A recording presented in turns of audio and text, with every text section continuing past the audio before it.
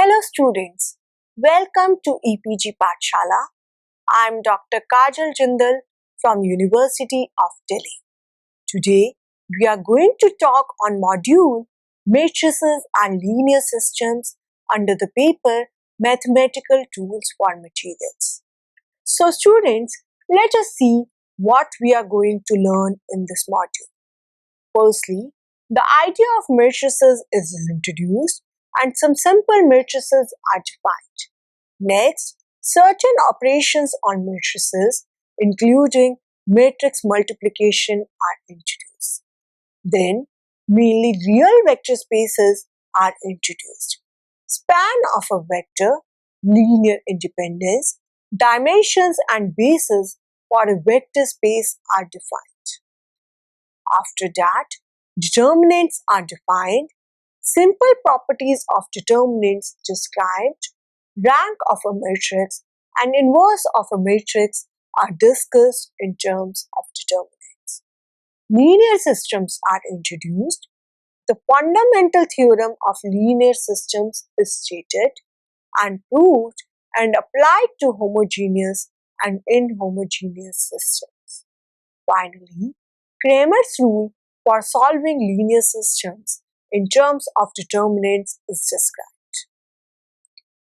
The concept of matrices has become a tool in all branches of mathematics, engineering and sciences, and in general, and physics in particular, In quantum mechanics, one-hole approach given by Heisenberg uses matrix formulation and is often called matrix mechanics. Matrices are essential in the study of linear algebra, vector spaces, linear transformations, etc. A matrix A of size m cross n is a rectangular array of the form A equals Aij, which equals m cross n matrix with the first row elements being A11, A12, A13 and so on, the second row being A21, A22, A23 and so on, and the last row being AM1, AM2, AM3 till AMN. The first index m refers to the row number and the second index n refers to the column number. The elements may be real or complex numbers, operators, or themselves matrices. Now, some special matrices.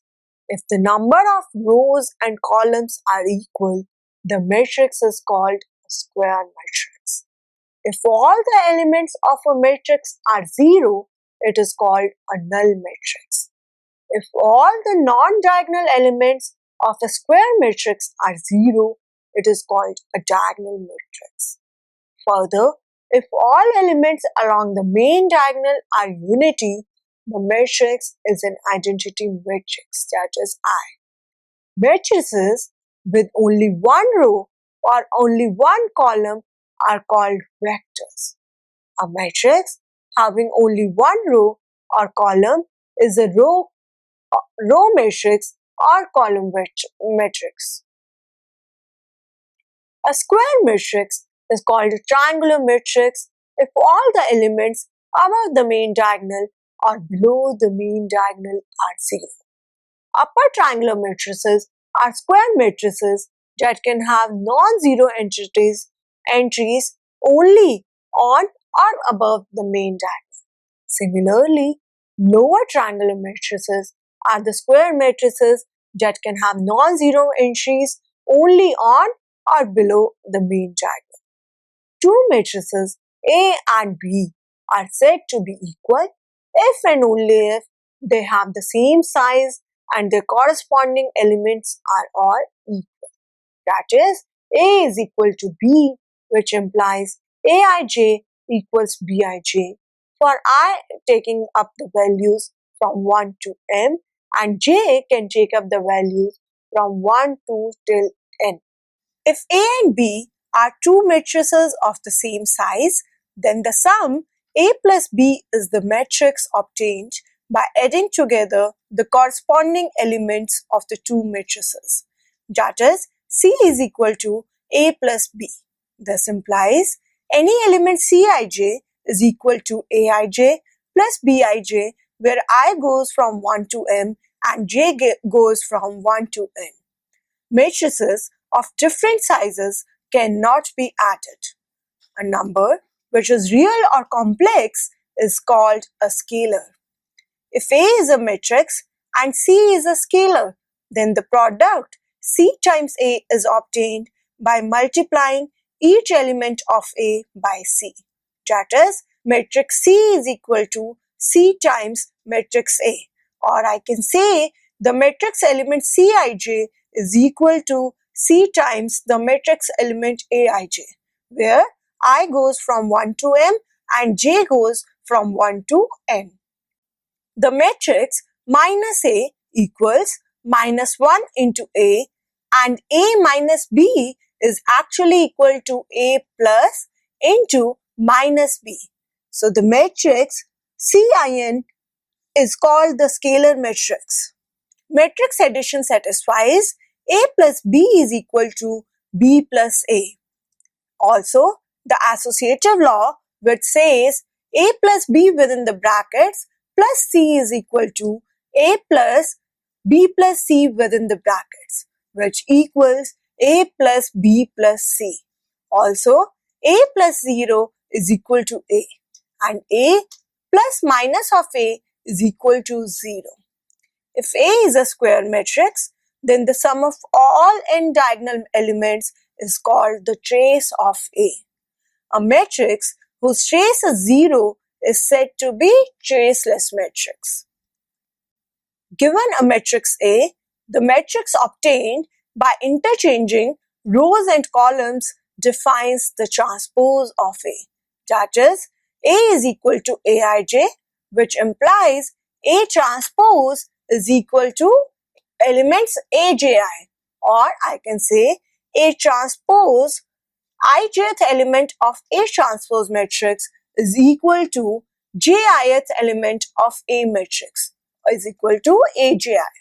For example, if A is a 3 cross 2 matrix given by the first two elements being 1, 3, the second row being minus 2 and 4, and the last row being 3 and 5, then the transpose of A, At, will be equal to, then the transpose of At will be equal to 2 cross 3 matrix with the first row being 1, minus 2 and 3, and the second row is 3, 4 and 5.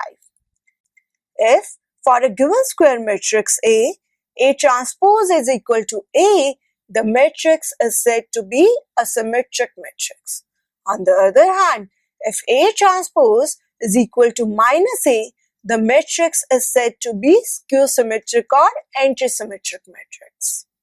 Let us now move on to matrix multiplication. Let A is equal to Aij be a matrix of size L cross M, and B is equal to Bij be a matrix of size M cross N. Then the product matrix, which is C is equal to Cij, is a matrix of size L cross N and is given by C is equal to AB, which implies Cij is equal to summation over K going from 1 to M Aik into Bkj, where I take up the values going from 1 to and so on till L, and J takes up the values going from 1, 2, 3 and so on till N. For matrix multiplication, the number of columns of the first matrix must equal the number of rows of the second matrix. If for a square matrix A square is equal to A, the matrix is said to be idempotent matrix. If the matrix A is idempotent, then so is I minus A. Matrix multiplication is not commutative in general. That is, in general, AB is not equal to B times A. For both the products to exist, L should be equal to N. For the two to be equal, L should equal N and it should be equal to M. Thus, For AB to be equal to B times A, both matrices should be square matrices of the same order. In general, even if A and B are square matrices of the same order, AB is not equal to B times A. For example, let us consider the matrix A to be equal to a 3 cross 3 matrix with the first row being 1, 2, 3, the second row being 2, 1 and minus 2, and third row is 0, 2 and 0. Another matrix B is equal to 3 cross 3 matrix with first row being 2, 2 and 1, second row being 0, 1 and minus 2, and the third row being 1, 2 and 0. Now the AB, another 3 cross 3 matrix where the first row is 5, 10, minus 3, second row is 2, 1, 0 and third row is 0, 2, minus 4. On the other hand, the product BA is equal to a 3 cross 3 matrix with the first row being 4, 8, 2, second row elements will be 2, minus 3, minus 2 and third row being 5, 4, minus 1. This implies AB is not equal to BA. We next take up the linear algebraic systems. The rather strange looking rule for multiplication of two matrices can be explained by its application to linear systems. Look at the following set of two equations in two unknowns. That is, y1 is equal to a11 times x1 plus a12 times x2. y2 is equal to a21 times x1 plus a22 times x2.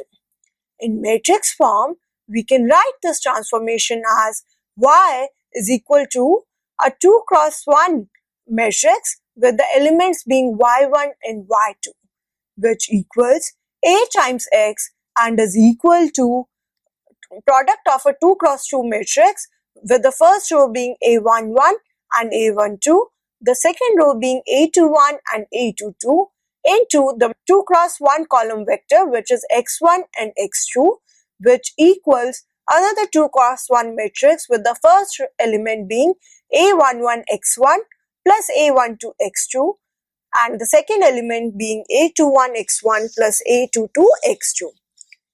Suppose that the x1 x2 system is related to the z1 z2 system by another linear transformation.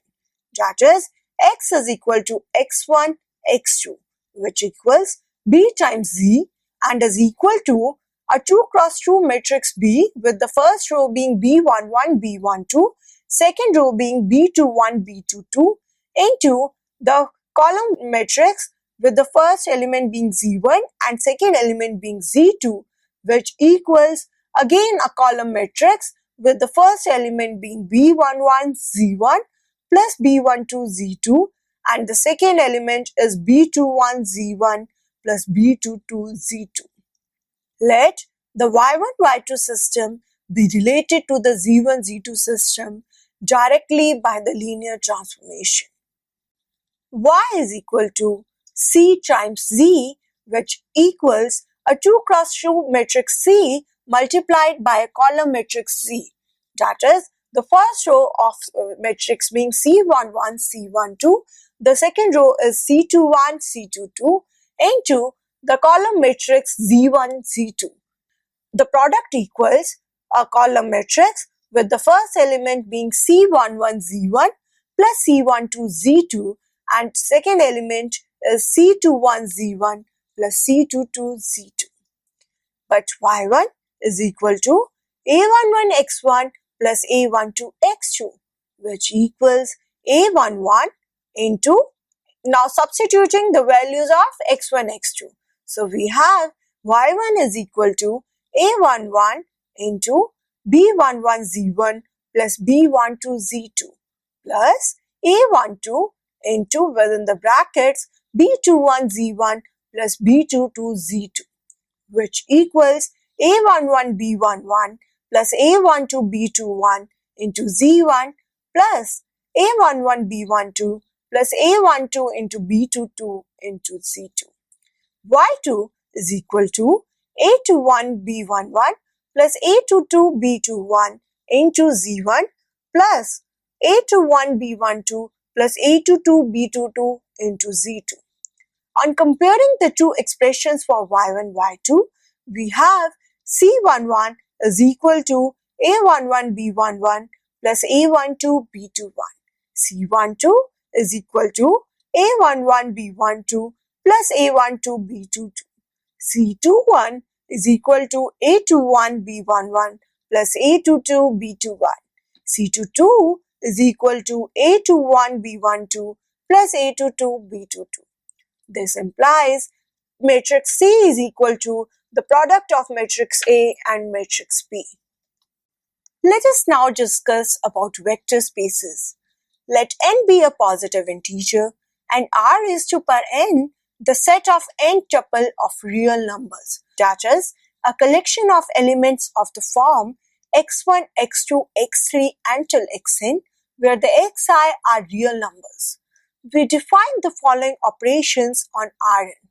First, addition, that is, x1, x2, x3 and so on till xn plus y1, y2, y3 and so on till yn is equal to x1 plus y1, x2 plus y2 and so on till xn plus yn. Second, multiplication of a vector by a scalar, that is, alpha times the vector x1, x2, x3 and so on till xn is equal to another vector which has the elements as alpha x1, alpha x2, alpha x3 and so on till alpha xn. Given that small u, v, w belongs to Rn and alpha, beta are scalars, the following properties are satisfied.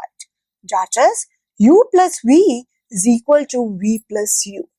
Also, the associative law which says u plus within the brackets v plus w is equal to the sum of u and v plus w. Also, u plus 0 is equal to 0 plus u, and which equals u itself. 0 is a vector with the all elements being 0. U plus minus of u is equal to 0. Alpha times the vector u plus v is equal to alpha times u plus alpha times v. Then alpha plus beta times vector u is equal to alpha times u plus beta times u. Alpha times the product of beta times alpha into the vector beta u is equal to alpha beta times vector u. 1 times vector u, 1 into vector u is equal to u. The set Rn with the above operations and properties is called the Euclidean space. A vector space is a set V, capital V is a set capital V together with the following operations. Addition, if small u v belongs to the vector space V, then u plus v also belongs to vector space V. Another identity for multiplication of an element by a scalar. If alpha belongs to R and u belongs to vector space V, then alpha times u belongs to vector space V. These operations satisfy the properties listed above. If in the above definition our scalars are complex numbers instead of real numbers, we obtain the axiomatic definition of a complex vector space. Examples: Rn form a vector space. Let C be the set of all complex numbers, then C to the power n form a vector space. Let M with the indices mn be the set of all m cross n matrices. Then M with the indices mn form a vector space. Let V be the set of all non-negative real numbers, then V is not a vector space. We will now discuss about the span of a vector. If the vector u1, u2 and so on till ul are vectors in a vector space V, then the set of all linear combinations of these vectors that is, all vectors of the form a1 u1 plus a2 u2 plus so on till al ul, where a1 to al are arbitrary scalars, is called the span of vectors u1, u2 and so on till ul. The set u1, u2 and so on till ul is called the generating set of span u1, u2 and ul. Let us take up examples. Let u is equal to 1 and 3 be a vector in the xy plane. Then span of u is the set of all vectors of the form k times k and 3k. That is, the set of all points on the line y is equal to 3x. Similarly, the span of the vectors 1, 3, 3, 9 is also the same set of vectors k, 3k. But span 1, 3 and 2, 3 is the space a1 times 1, 3 plus a2 times 2, 3, that is the entire plane. Span is always represented within curly brackets. Let us begin with the vector subspaces. Let W be a subset of a vector space V. Then W is a subspace of V if first, when UV belongs to W, then U plus V also belongs to W. Second, if alpha is a scalar and U belongs to W, then alpha times U belongs to W. Every vector space has two trivial subspaces V and the null space consisting of zero vector. A subspace of a vector space is itself a vector space. We next take up the linear independence, the dimensions and bases. Let a1, a2, a3 until an be a set of m vectors in a vector space V, and let k1, k2, k3 and so on till km be m scalars. Then k1a1 plus k2a2 plus k3a3 till km am belongs to V.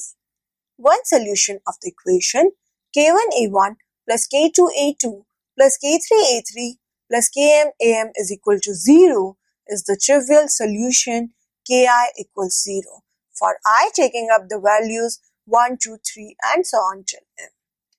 If this is the only solution of the equation, then the vectors a1, a2, a3 and till am are said to be linearly independent. Otherwise, they are linearly dependent. If all the coefficients ki are not 0, then at least one of the vectors can be expressed in terms of the others. It implies that we could have worked with a fewer than m vectors. Second, given a vector space V, it is possible to find at least one set of n vectors which are linearly independent. But any set of n plus 1 vectors is linearly dependent, the space is n-dimensional. Third, any set of n linearly independent vectors is said to form a basis in this n-dimensional space. Let us take up some examples. First, in R cube, the vectors a1 equals 1, 1, 2, a2 equals 1, 0, 1, a3 equals 2, 1, 3 are not linearly independent since a1 plus a2 minus a3 is equal to 0. Second, in R cube, the vectors a1 equals 1, 0, 0, a2 equals 0, 1, 0, a3 equals 0, 0, 1 are linearly independent since k1a1 plus k2a2 plus k3a3 is equal to 0, 0, 0, which implies k1 is equal to k2 is equal to k3 equals 0. Third, the vector space R cube is three-dimensional. Given any vector A to be equal to a1, a2, a3, it can be written as a linear combination of the above three vectors. That is, A is equal to a1 times vector a1 plus a2 times vector a2 plus a3 times vector a3. Since vectors a1, a2, a3 are linearly independent, the maximum number of linearly independent vectors is 3. Hence, R cube is three-dimensional. Since vectors a1, a2, a3 are linearly independent, they form a basis in Rq. We will next learn about the determinants. Determinants were introduced for solving linear systems but are not of much practical help. They have important applications in eigenvalue problems apart from other fields. A determinant of order n is a scalar associated with an n cross n matrix A and is denoted by D is equal to determinant of A, which equals the determinant of the matrix with the first row being A11, A12, A13 and so on till A11 and so on till A1n. The second row being A21, A22, A23 and so on till A2n, and similarly the last row being AN1, AN2, AN3 till ANn. For n is equal to 1, the determinant is D is equal to A11. For n greater than 1, the rule is obtained by induction. That is D is equal to AI1 into CI1 plus AI2 into CI2 plus so on till AIN into CIN, where I take up the value 1, 2, 3 or so on till n. Or equivalently, I can write the above expression as G is equal to A1j into C1j plus A2j into C2j plus so on till ANJ into CNJ, where j can take any value lying between 1 to n. Let us now discuss some simple properties of determinants. Cij is equal to minus 1 raised to power I plus j Mij, where Mij is the determinant of order n minus 1 obtained from determinant A by omitting the ith row and jth column. In this way, D is defined in terms of n determinants of order n minus 1, each of which is in turn defined in terms of determinants of order n minus 2 and so on.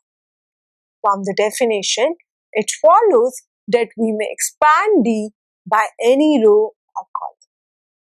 Mij is called the minor of Aij in D and Cij is the cofactor of Aij in D. The determinant is a sum of n factorial terms. Each term is a product of n factors. Interchange of two rows or columns changes sign of the determinant. Now, adding multiple of a row or column to another row or column keeps the determinant unaltered.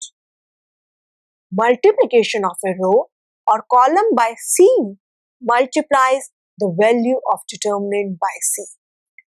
Transposition leaves the value of a determinant unaltered. A zero row or column or proportional rows or columns render the values of the determinant zero. In particular, a determinant with two identical rows or columns is zero. Next topic is the rank of a matrix. Let A be an n cross n matrix. Any matrix obtained from A by deleting certain at most n minus 1 rows and certain at most n minus 1 columns from it is called a submatrix of A.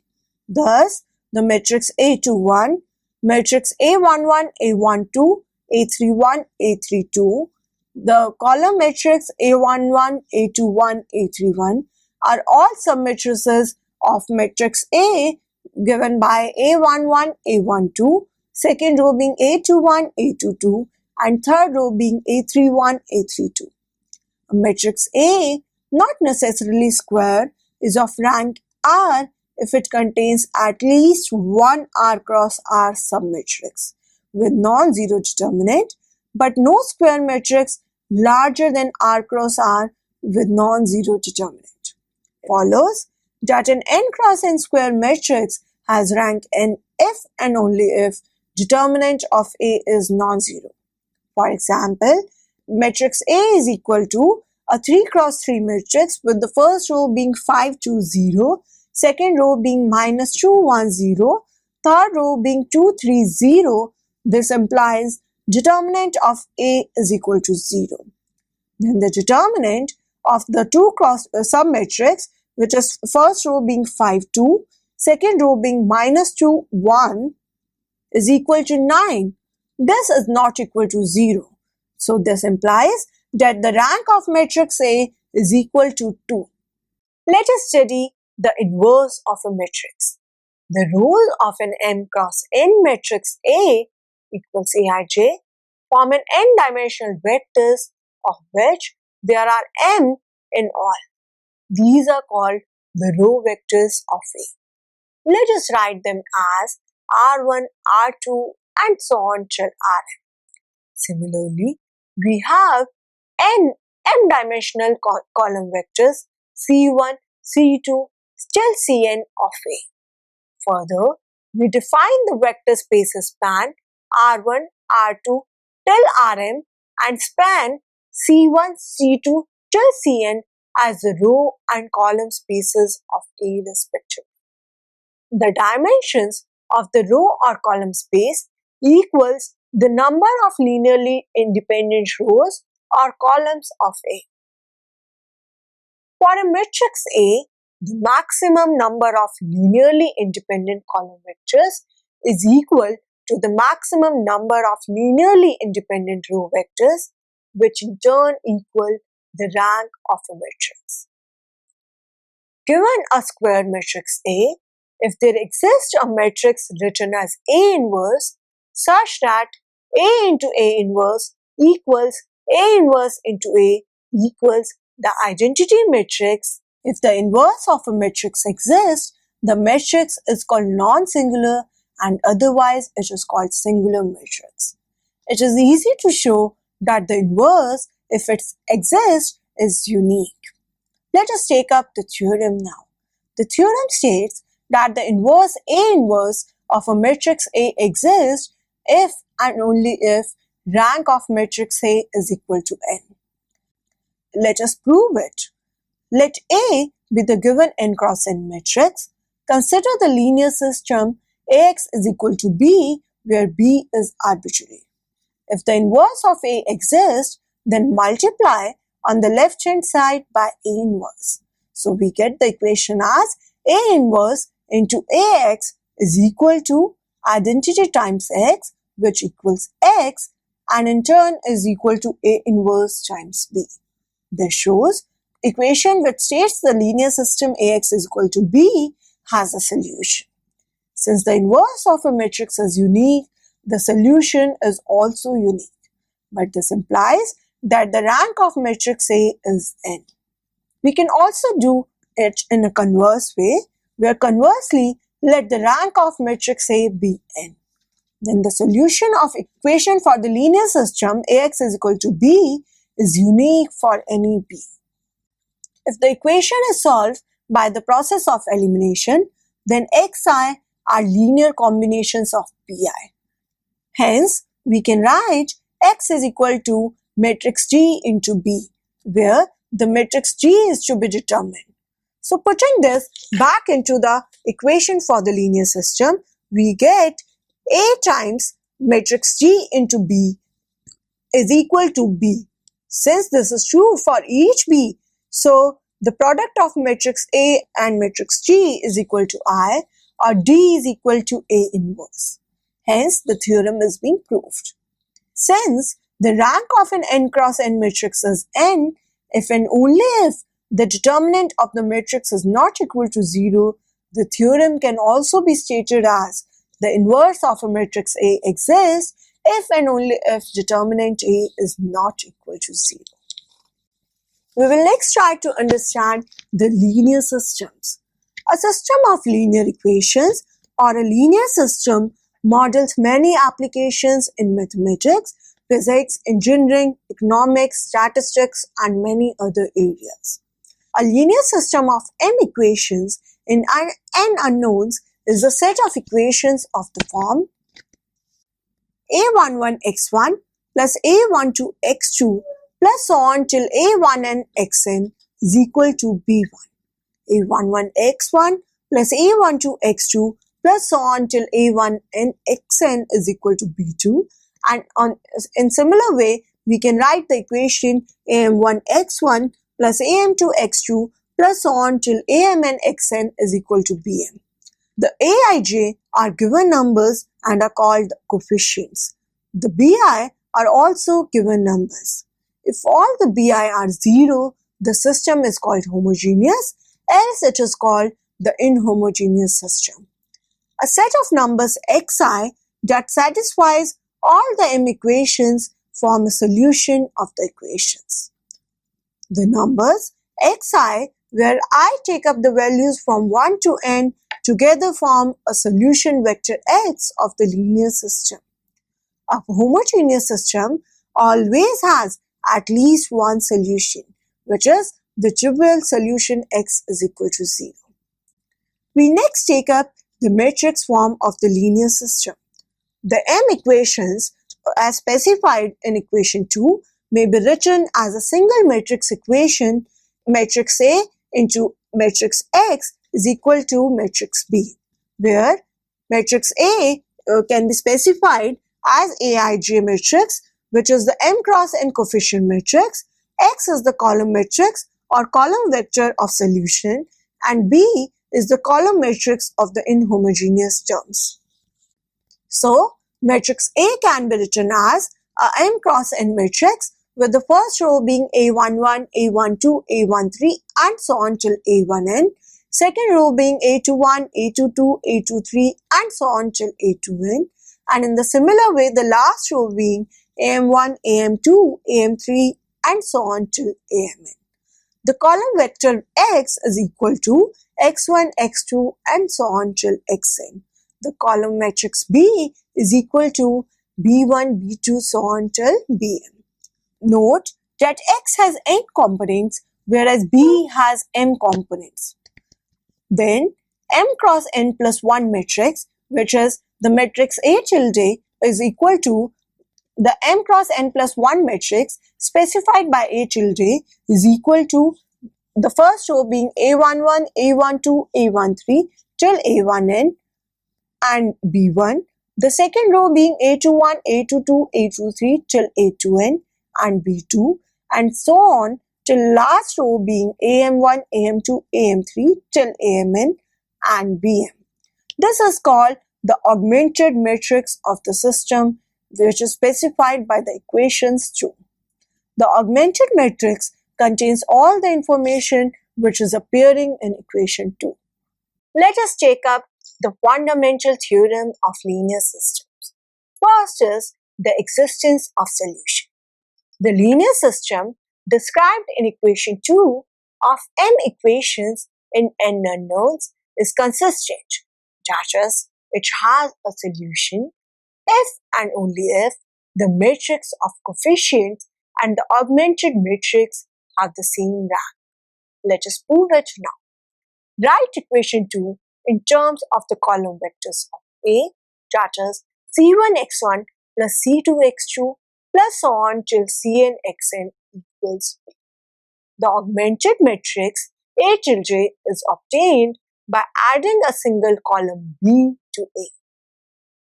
Since the rank of a matrix is the maximum number of linearly independent columns of the matrix, so rank of the augmented matrix is either equal to the rank of A or one more than that. If equation 2 has a solution X, then the above equation 3 shows that B is a linear combination of those column vectors. Hence, A and A tilde have the same number of linearly independent column vectors and therefore the same rank.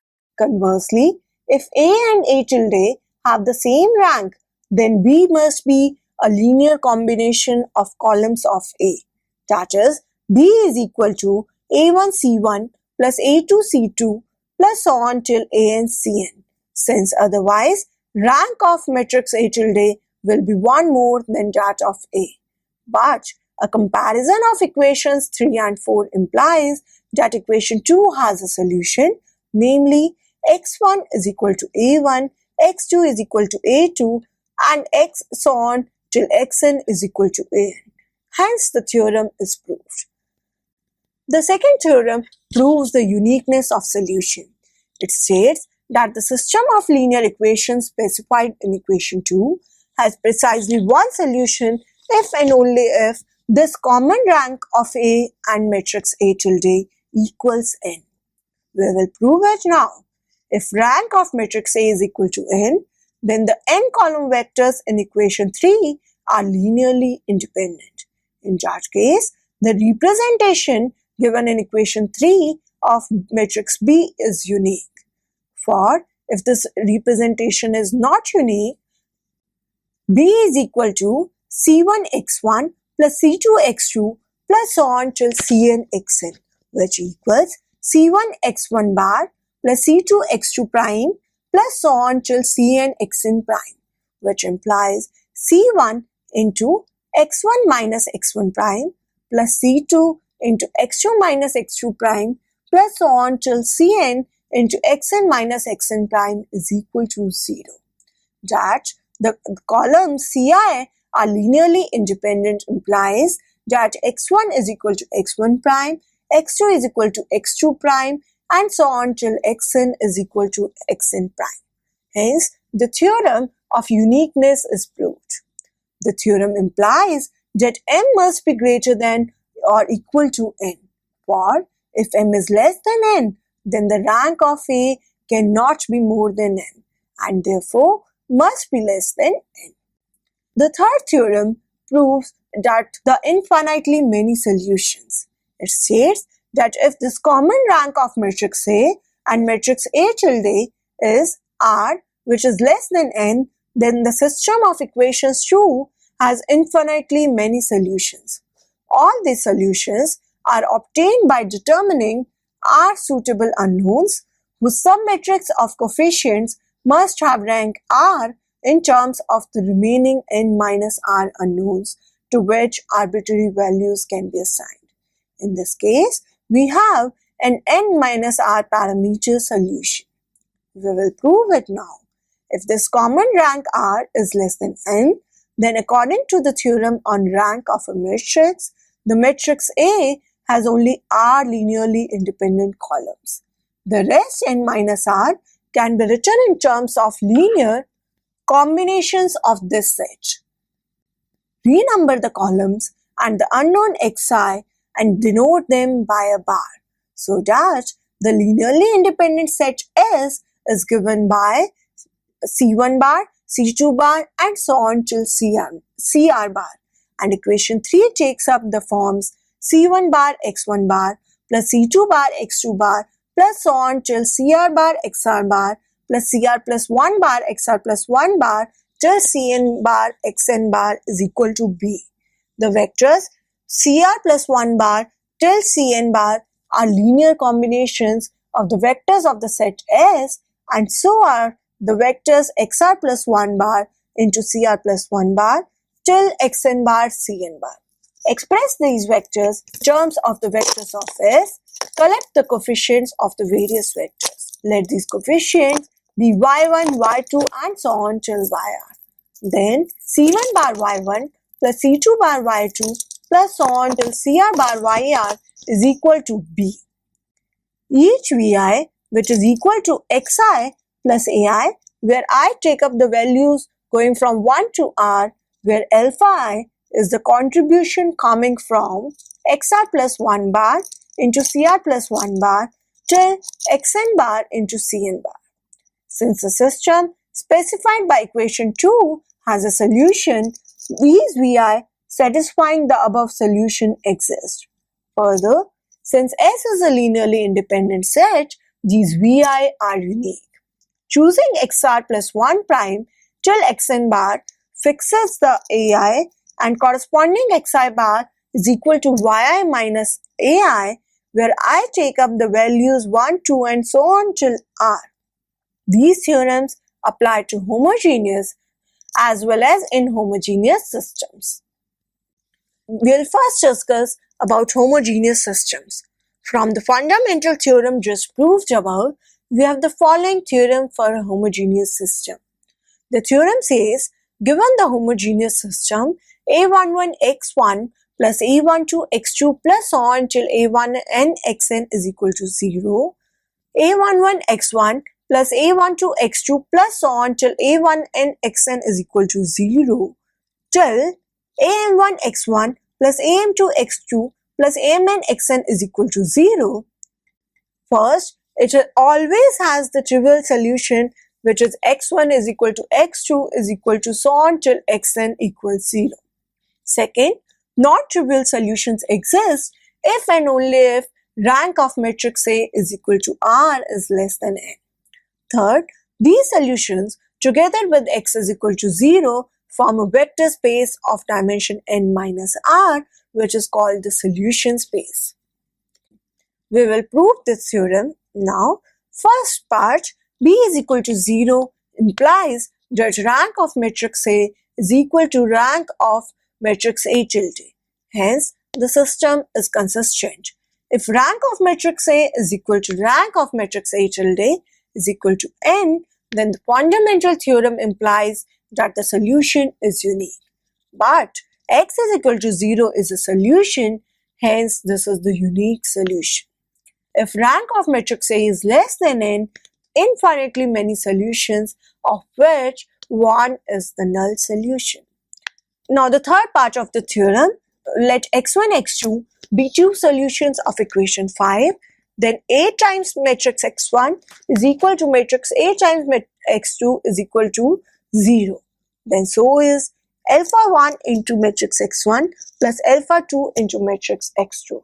That is matrix A into alpha 1 times matrix x1 plus alpha 2 into matrix x2 is equal to alpha 1 into matrix A into matrix x1 plus alpha 2 into matrix A into matrix x2 is equal to 0.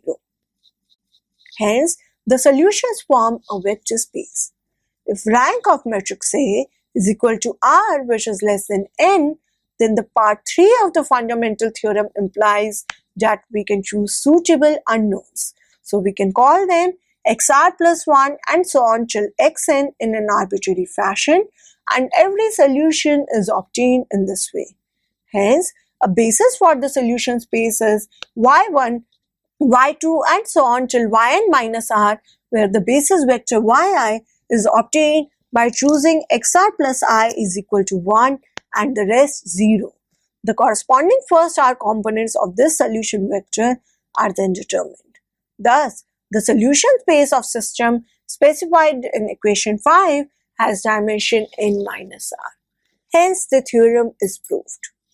For a homogeneous system, if x1, x2 are two solutions, then so is any linear combination. This is not true of the inhomogeneous system. The solution space of the homogeneous system is also called the null space of A because Ax is equal to 0 for every vector x in the solution space. Its dimension is called the nullity of A. Hence, the above theorem states that rank of A plus nullity of A is equal to n. By definition of rank, rank A is less than or equal to m. If m is less than n, rank A is less than n. By the above theorem, this gives the practically important theorem that a homogeneous linear system with fewer equations than unknown always has non-trivial solutions. If the homogeneous system described by equation 1 is consistent, then all of its solutions are obtained as x equals x naught plus xh, where x naught is any solution of system described by equation 1 and xh is the set of all solutions of the corresponding homogeneous system. Let us prove it now. If x naught is a given solution of equation 2 and xh is a solution of corresponding homogeneous equation 5, then A times x naught plus xh is equal to A times x naught plus A times xh, which equals b plus 0 and is equal to b. Hence, x naught plus xh is also a solution of system 1. On the other hand, If x and x0 are two solutions of equation 1, then A times x0 minus x is equal to A times x0 minus A times x is equal to B minus B equals 0. Hence, every solution of equation 1 can be obtained from one of its solution and a linear combination of the solutions of homogeneous system. Let us now discuss the Cramer's rule. Cramer's rule is a method of finding the solution of linear equations in terms of the matrices of coefficients. The rule is not of much practical importance except for a system of only few equations, but is of some theoretical interest. The rule states the following. First, consider a system of n equations in n unknowns, that is a11x1 plus a12x2 plus so on till a1n xn is equal to b1. In the similar way, the last equation can be written as an1x1 plus an2x2 plus so on till ann xn is equal to bn. If the determinant of the coefficients aij is non-zero, the system has a unique solution. Second, this solution is given by the Cramer's rule, which is x1 is equal to d1 by d, x2 is equal to determinant d2 by d, and xn is equal to determinant dn by d, where di is the determinant of the matrix in which the ith column of A has been replaced by the column B. So students, let us now summarize what we have learned in this module. We introduced the idea of matrices and stated their importance in various branches of learning. Then, we defined some simple matrices of interest. Next, we introduced certain operations on matrices, including matrix multiplication. Then we introduced mainly real vector spaces, span of a vector, linear independence, dimension and basis for a vector space as a prerequisite for studying linear systems.